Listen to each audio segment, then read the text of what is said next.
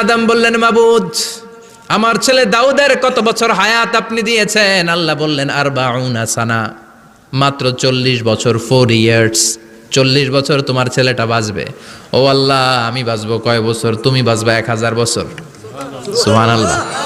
সাইয়েদনা আদম বললেন, মাবুদ এত ফুটফুটে সুন্দর আমার ছেলে দাউদ, মাত্র 40 বছর দিলেন কেন? জিদ মিন উমরিহি, বাড়ায়া দেন। কি করেন? সুপারিশ করতেছে পোলার লাইগা। কে? বাবা। আল্লাহ আপনি বাড়ায়া দেন। আল্লাহকে বাড়ানো যাবে না, লেখা হয়ে গেছে। রুফিআতিল আকলাম ওয়া জাফফাতিস সুহুফ, কলম তুলে নেওয়া হয়েছে আর কালি শুকায় গেছে, আর কিছু করা যাবে? সাইয়েদনা আদম বললেন, মাবুদ আমার 1000 বছর কেন দিলেন? আমার এই সুন্দর ফুটফুটে ছেলেটারে মাত্র শুধুমাত্র 40 বছর কেন দিলেন? ও মাবুদ, আমার 1000 বছরের দরকার নাই, আমার 1000 বছর থেকে 60 বছর আমি আমার ছেলেরে দিয়ে দিলাম। দাউদ আলাইহিস সালাম বাঁচবে 40 বছর, তো বাপ আদম যদি আরো 60 দেয়, 40 আর 60 মিলে কত হয়? 100। ভালো হিসাব বোঝে এরা। 100।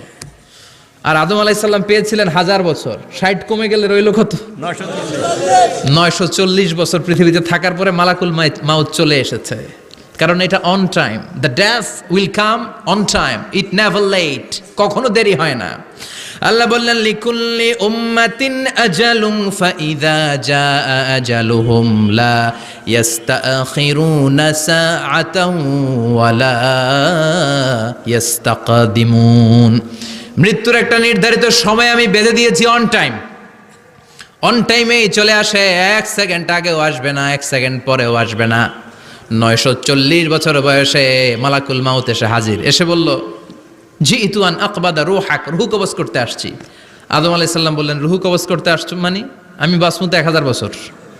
কয় বছর?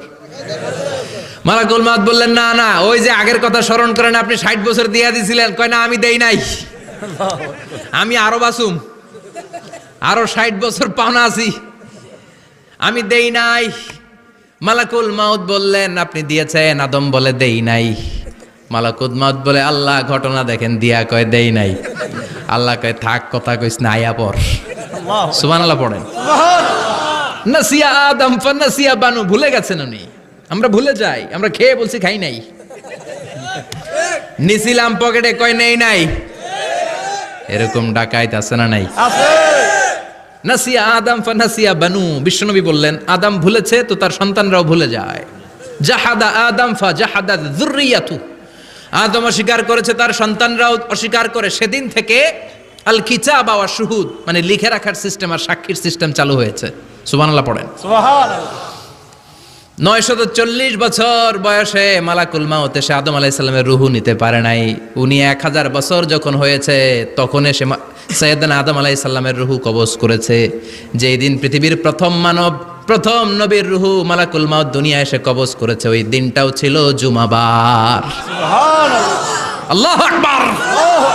আবার বিশ্বনবী বললেন, লা তাকুমুস সাআহ ইল্লা ফি ইয়াউমিল জুমআহ ইযা যুলজিলাতিল আরদু জিলজালাহা ওয়া আখরাজাতিল আরদু আসকালাহা ইযা রুজ্জাতিল আরদু রাজ্জান ওয়া বুসাতিল জিবালু বাসসা। কিয়ামতের দিন পৃথিবীটাকে একটা প্রকম্পন দিয়ে কাঁপিয়ে দিবে কে? আল্লাহ। মারাত্মক একটা ঝাঁকুনি দিবে আল্লাহ, পুরো পৃথিবীটা কেঁপে ভেঙে চুরে খান খান হয়ে যাবে। এই ঝাঁকুনি আর আর্থকোয়েক, ভূমিকম্প এর ঘটনাটা যেদিন ঘটবে ওই দিনটাও হচ্ছে জুমার দিন। চিৎকার করে পড়েন সুবহানাল্লাহ।